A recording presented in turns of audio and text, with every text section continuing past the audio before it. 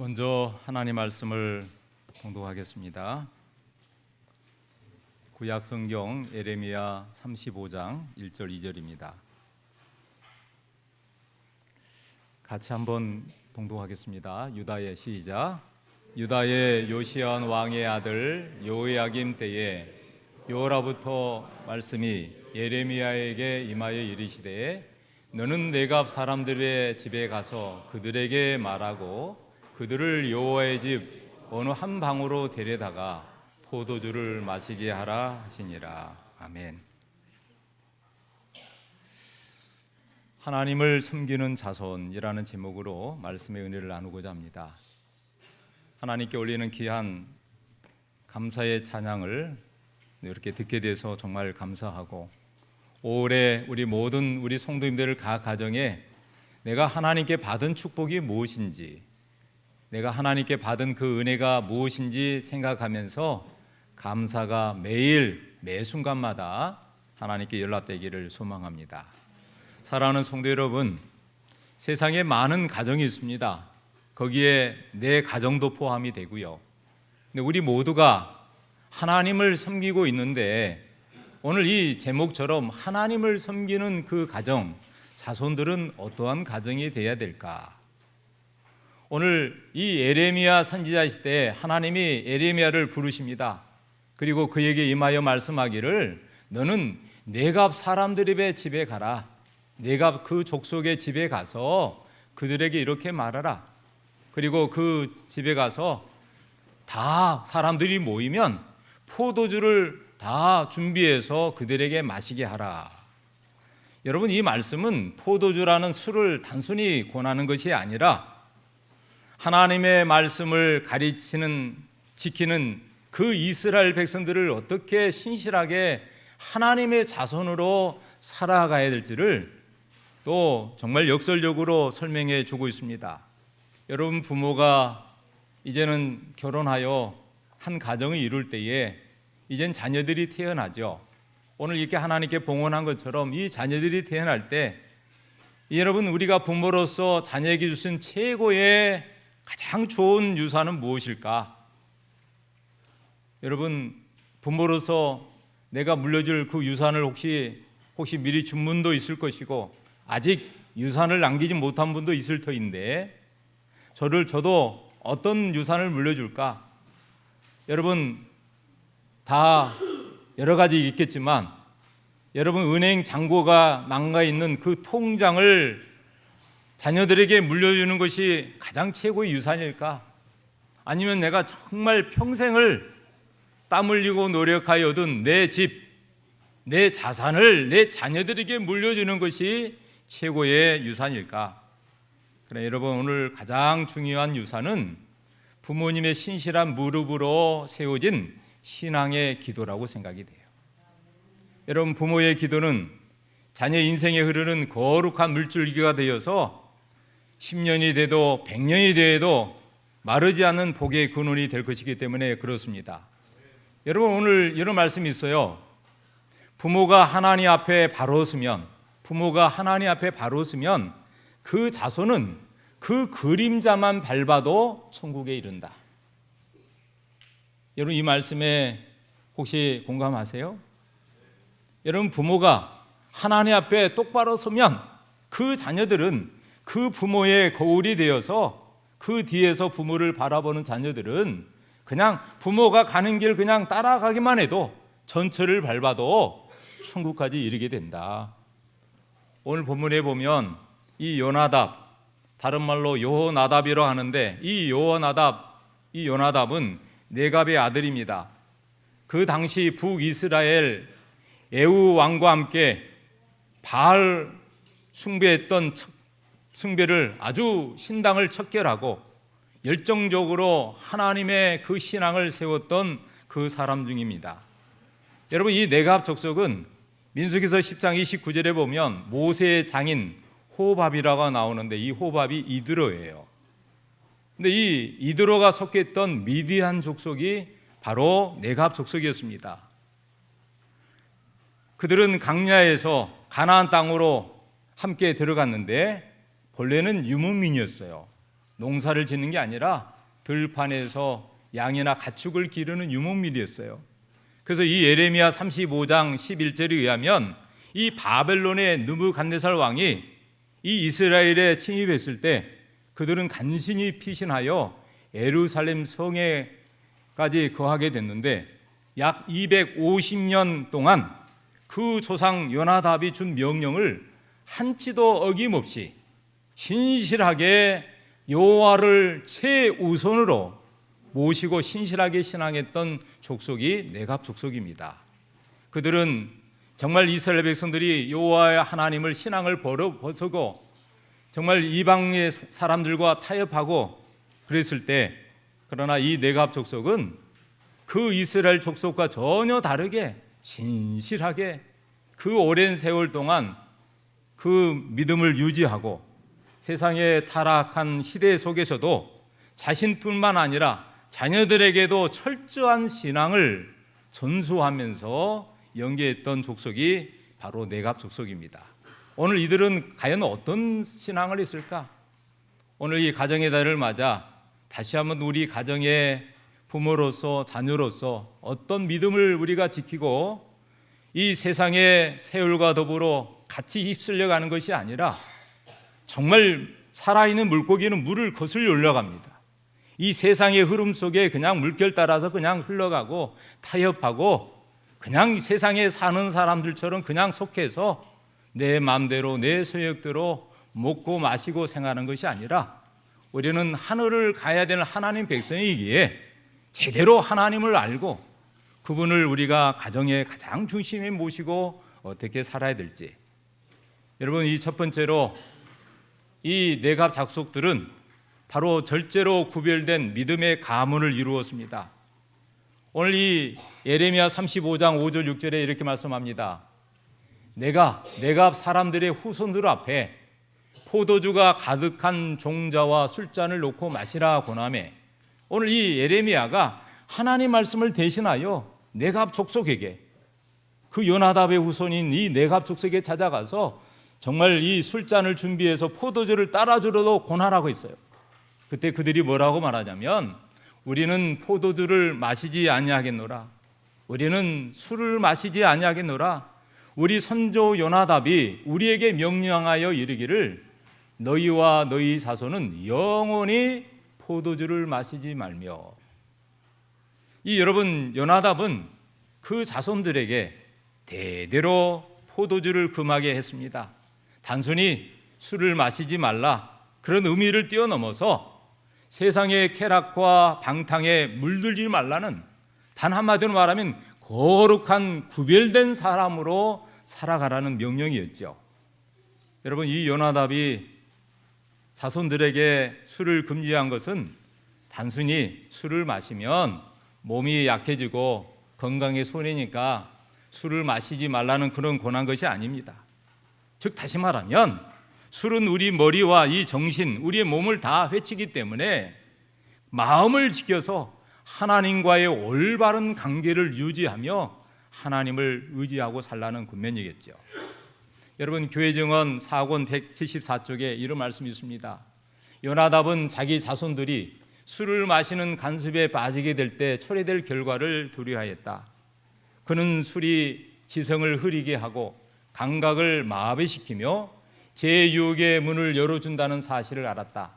그는 자손들이 하나님을 경외하는 마음이 잃지 않도록 이 엄격한 규율을 세웠다라고 말씀합니다. 사랑하는 성도 여러분, 하나님을 섬기는 자손은 세상의 유행과 풍조를 수용하지 아니하고 영적인 분별력을 흐리게 하는 것부터 자신을 지키는 절제의 힘을 가져야 하는 것이죠. 하나님은 신실한 예레미야에게 이상한 심부름을 시킵니다. 네갑 족속에게 가가지고 그들을 다 한 방으로 불러 모아서 잘 준비한 그 포도주 이 가득 담긴 사발을 놓으며 다 마시라고 권하는 것이었습니다.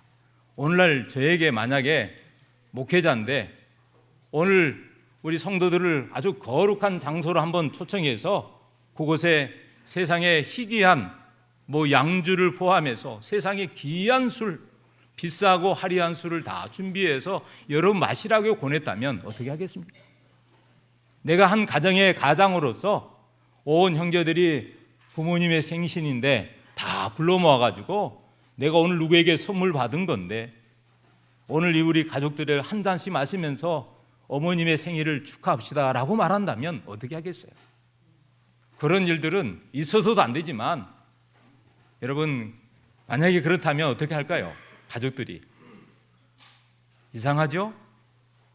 여러분 그 당시에 이스라엘은요 아주 극심한 영적 타락기로 접어들었습니다. 그 나라의 최고의 지도자 왕부터 그 백성들의 제사장까지 하나부터 열까지 모두가 하나님의 말씀에 불순종했던 그런 때였어요.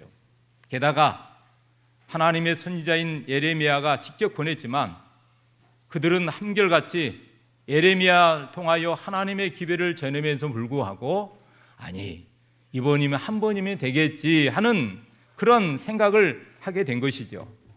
여러분 이 네갑 족속이 왜 포도주를 거절했을까요? 수많은 사람들이 타협하고 술을 취하고 그랬는데 왜 네갑 족속이 그렇게 여러분 포도주를 거절했을까요? 세상 사람들이 요즘으로 말하면 무슨 모임가 아니면 다 음식 전에 뭐해요? 술 한 잔 따르면서 잔을 서로 권하면서 여러분 술을 권하는 사회예요. 그리고 너도 한 잔 나도 한 잔. 여러분 술이 들어가면 이 술이요 술술 넘어가거든요. 그러다 보면 이제 속에 있는 이야기들은 나와요. 그러다 보면 시간 간 줄 몰라요. 1시간이고 2시간이고 그러면서 정말 이렇게 말도 많아지고. 그런데 여러분 그들이 다 먹고 마시고 즐기면서 그들이 얼마나 기뻤을까요?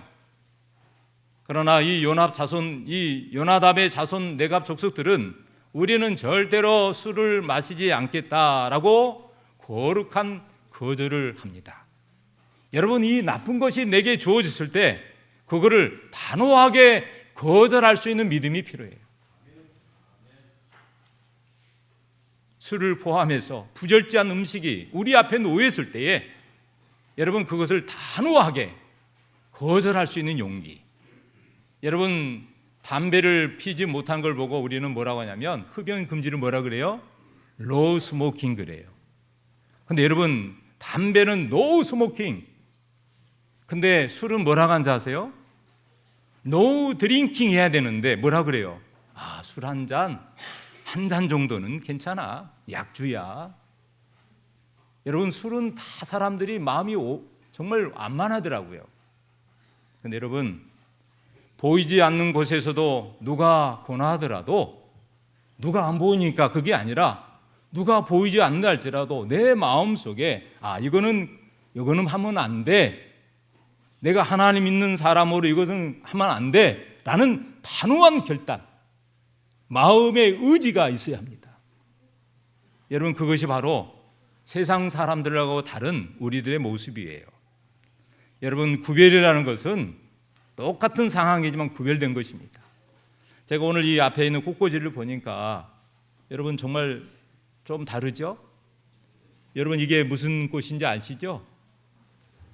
동그랗게 했던 것이 장미꽃이더라고요. 이거 어디서 했을까? 저 멀리서는 봤는데 가까이서 보니까 이거 어디서 꺾었는지 모르겠어요. 근데 제가 보니까 우리 교회 뒷마당 저 끝자락에 지금 장미꽃이 피기 시작합니다. 아마 이걸 꽂으면서 아마 가시 한두 번 찔렀을 것 같아요. 우리 눈에 보이지 않지만 이곳에 가시가 있습니다. 여러분 우리 술이라는 것은 또 세상에서 우리가 금해야 될 것들은 때로는 아름답게 보이지만 그걸 보면 우리에게 쾌락도 주고 기쁨도 준 것 같지만 때로는 가시처럼 우리의 가장 중요한 부분을 찔러서 아프게 하고 심지어는 우리의 영혼을 좀먹게 하는 것이에요. 그래서 하나님은 술을 금하게 하셨습니다. 여러분 예언의 신의 절제 생활이라는 그 책이 있는데 꼭 시간 되면 이 책을 살펴보시면 좋겠어요. 예레미야 잠언 31장 4절 5절에 보면 누미에라 포도주 마시는 것이 왕들에게는 마땅하지 아니하고 왕들에게 마땅하지 아니하며 독주를 찾는 것이 통치자들에게 마땅하지 않도다. 술을 마시다가 법을 잊어버리고 모든 공고한 자들의 공의를 굳게 할까 두려우니라. 내기서 10장 9절에 보면 너와 내 자손들이 해막에 들어갈 때는 포도주나 독주를 마시지 말라. 그리하여 너희 죽음을 면하라. 이는 너희 대대로 지킬 영원한 규례니라. 사랑하는 성도 여러분, 이 절제와 부절제의 차이가 뭔지 아세요? 이 절제는 여기 있는 것처럼 셀프 컨트롤이에요. 셀프란 말은 자기 자신을 말해요. 내가 통제하는 것이에요. 내가 그거를 금하는 것이, 상대방이 아무리 권할지라도 이것은 안 돼라고 금할 수 있는 것, 그것이 바로 절제예요. 그런데 여러분, 오늘 그것을 못하면 부절제인 것이에요. 여러분, 한 부자가 세상에서 가장 비싸고 스포츠카인 페라리 한 대를 샀습니다.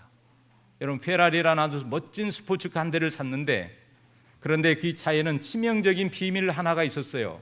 그것은 바로 브레이크가 없다는 점이었습니다. 그래서 이 부자는 친구들에게 자랑합니다. 야, 이 차 좀 봐라. 엔진 소리가 장난은 아니지. 시속 300km까지 순식간에 올라간다고. 그러자 친구가 물었습니다. 와, 정말 대단하다. 근데 멈출 때는 어떻게 하지? 부자가 어깨를 으쓱 하면서 대답했습니다. 멈추는 건 생각 안 해봤는데 차라리 가속 페달 밟는 게 훨씬 짜릿할 거야. 결국 그 차는 어땠을까요? 첫 운전하고 드라이브를 갔는데 얼마나 세게 밟았는지 밟자마자 그냥 신속하게 막 100km 이상, 여러분 차 100km만 질러도 빠른데 200km, 여러분 이 고속 전철이 300km 달리거든요. 이 300km 달리면요 순식간이에요. 여러분 어땠을까요? 순식간에 길가에 있는 전봇대를 들이받고 고철이 되고 말았어요. 마찬가지입니다. 여러분, 이 절제는 인생의 브레이크와 같습니다. 그러므로 오늘 내 자신을 통제하는 것은 내 마음에 달려 있는 것이에요. 어쩌면 내 마음의 의지에 달려 있는 것이죠. 아무리 재능이 있고 열정이 있다 할지라도 멈춰야 될 때 멈춰야 되고, 그것을 멈추지 못하면 결국은 파멸로 가게 된다는 것입니다. 사랑하는 성도 여러분, 혹시 개인적으로 아직 끊지 못하는 부절제한 게 있다면 오늘 이 내갑 작손의 후손처럼 하나님 앞에 부끄러움을 우리가 알고 오늘 이 모든 것들을 가감히 오늘 이 시간 이후로부터 끊어버리시기 바랍니다.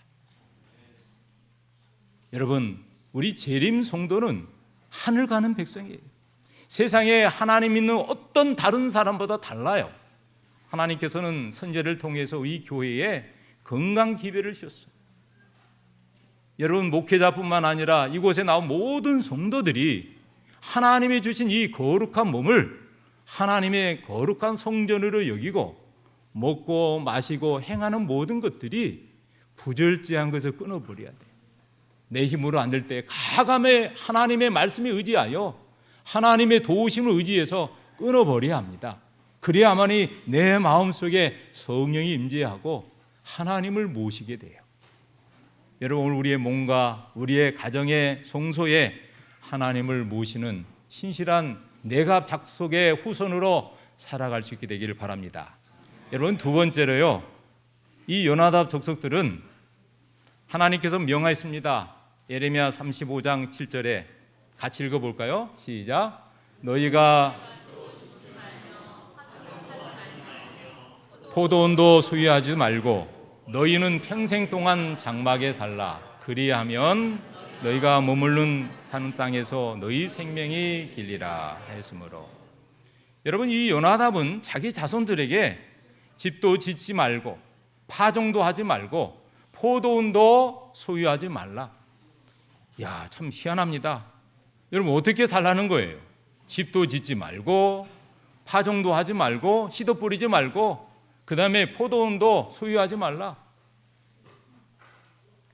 그런데 하나님은 말씀합니다. 너희는 평생 동안 어디에 살라고요? 장막에 살아라. 여러분, 이 말씀은 어떤 말씀일까요? 너희들이 이곳에서 머물다가 영원히 살지 말고 이동해야 된다. 이쪽에 살다고 또 다른 곳에 가야 되니까 너무 허화스러운 집 짓지 말고, 그리고 이 땅에다가 씨를 뿌려가지고 몇십 년 살 것처럼 그렇게 추수할 걸 생각하지 말고 잠깐 머물다가 잠깐 떠나가는 나그네처럼 그렇게 살아라. 즉 다시 말하면 세상의 안락함과 소위에 길들이지 말고 언제든지 떠날 준비하며 살아가라는 것이에요. 사랑하는 여러분, 오늘 우리가 이 세상의 삶을 살 때 영원히 살지 않습니다. 영원히 살지 않아요.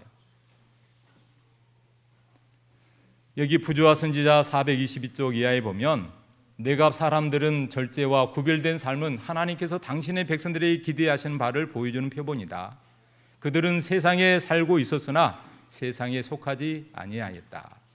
그들은 이 땅의 보화를 마음에 두지 않으므로 사탄의 유혹으로부터 자신을 지킬 수 있었다.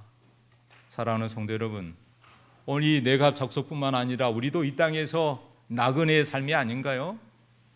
영원히 어느 한 곳에 정착하여 사는 사람이 아니에요. 우리가 이 세상에 사는 것은 기껏해야 100여 년 동안 사는 것입니다. 여러분, 은퇴한 이후에 30년, 40년 살면 거의 100년이 되는데 여러분 잠깐 사는 것이에요. 어쩌면 내 집을 장만하기 위해서 평생 땀 흘리고 수고했지만 그 장만한 내 집에서 내가 살아있는 동안만 머물다 가는 거지. 여러분, 영원한 우리의 삶의 거처가 아니란 말이에요. 잠깐 머물다가, 그래서 하나님은 이스라엘 백성들에게 강야라는 곳을 통해서 잠깐 머물다 가는 곳으로 인도하셨습니다. 사랑하는 성도 여러분, 그러므로 우리 모두가 이 땅의 삶이 인생의 마지막이 아니고 잠깐 머물다가 가는 나그네 인생을 깨닫고, 여기 교회정 5권 232쪽에 말씀합니다. 우리는 이 세상에서 영원히 살 것처럼 집을 짓고 성을 쌓아서는 안 된다. 그러면서 뭐라 그랬죠? 노란 것이 한번 읽어볼까요? 우리는 본향을 향해 뭐 한다고요? 여행하는 나그네다. 여행하는 것이에요. 이곳에 있다가 다른 데도 가보고 이쪽도 저쪽도 가보면서 야, 참 저런 세상도 있네. 여러분, 우리는 잠깐, 그리고 우리가 소유한 것은요 영원한 게 아니에요. 우리가 이 땅에 살 동안, 내가 살아있는 동안 조금 필요한 것이에요. 내가 없다고 너무 실족하지 말고, 내가 너무 넉넉하다고 자만하지 말고, 주신 것에 감사하고 내가 가지고 누린 거 있다면 하나님께 드릴 수 있는 그런 마음. 그래서 여러분, 내 인생의 짐은요 가벼워야 돼요. 여러분, 그 여행 갈 때 배낭을 짊어졌을 때 무거우면 무거울수록 내 몸이 앞으로 숙여지고 먼 길을 갈 수가 없어요. 여러분, 하늘까지 가는 우리 백성들은 돌덩이가 내 욕심에, 내 가방에 들어있다면 내려놔야 돼요. 그리고 이 하늘 내비게이션을 따라서 내 인생의 목적지가 이 세상 끝이 아니라 하늘 가는 백성이기에, 하늘 가는 백성들은 이 땅의 모든 거 가져가지 않습니다. 하나둘 다 내려놔야 돼요.